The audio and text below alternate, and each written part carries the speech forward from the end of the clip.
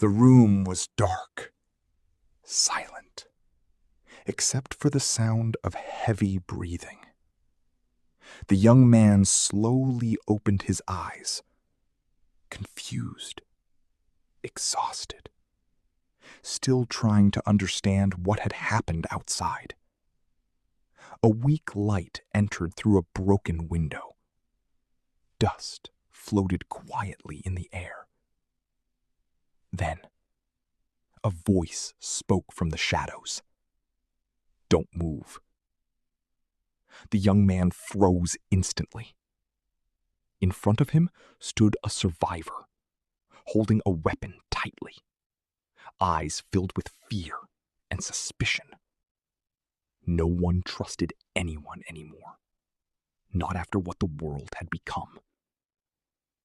For a few seconds, neither of them spoke. Only silence.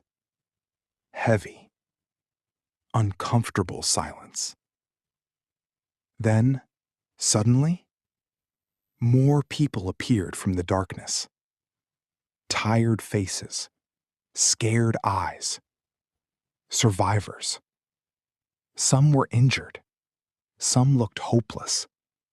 Others looked dangerous. But all of them had one thing in common.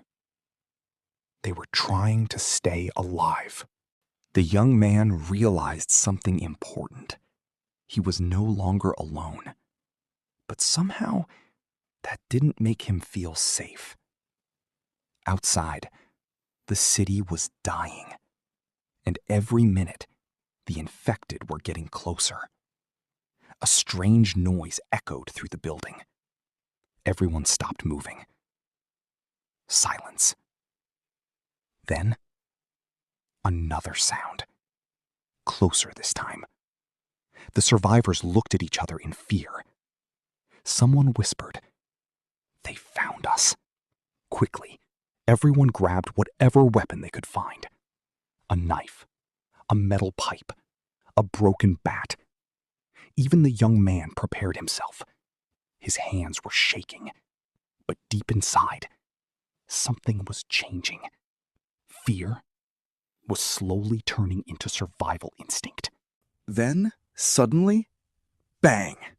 The door shook violently. Another hit. Bang! The lights flickered.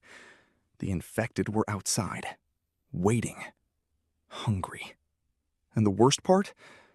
The door would not hold forever. To be continued.